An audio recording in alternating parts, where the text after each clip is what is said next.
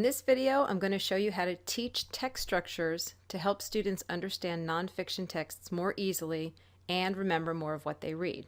First of all, what are text structures? A text structure is the way a piece of writing is organized. For example, a text that follows a description structure will introduce a topic, then describe the topic one trait at a time, developing the description of that trait with details, then moving on to another trait and following the same pattern.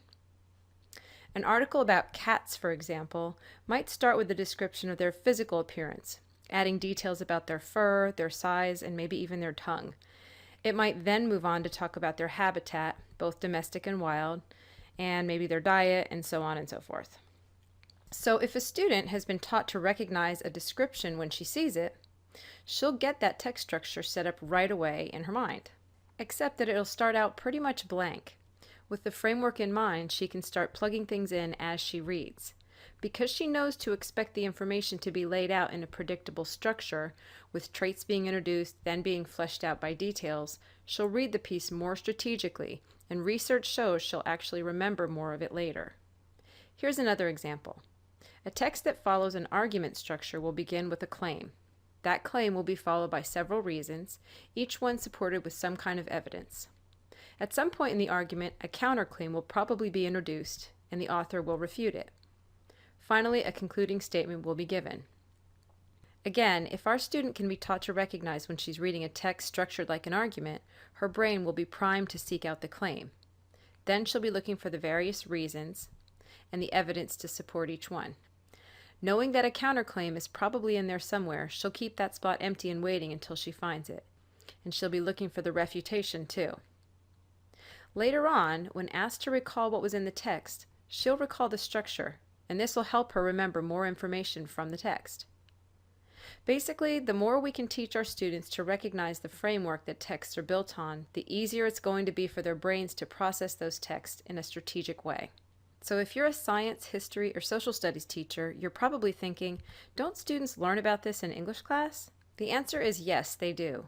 But as students get older, the reading material gets much more challenging in history, science, and other technical subjects, which basically includes everything else. If students don't practice using text structures in every class, there's no guarantee they'll transfer the skill into that content area's material. So at this point, you might be wondering how to teach text structures. First, using graphic organizers, teach each structure one at a time.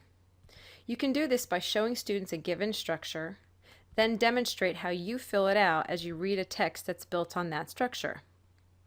Then have students map the structures.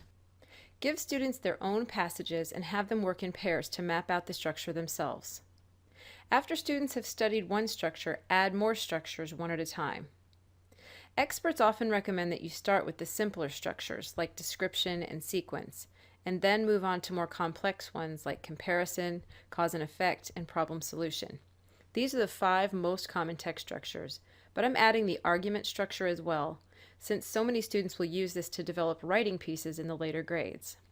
As you teach each structure, also teach its signal words, words that are commonly used in that structure so that students get better at recognizing them. Charts like this one provide lists of signal words for each structure. To help students recognize these, have them underline the words as they come up in a passage. Once students have studied structures in shorter, simpler pieces, start to build their awareness of superordinate and subordinate structures. What are these? Well, a superordinate structure is the main overall structure used to organize a text. So suppose you have a text that's set up in an argument structure.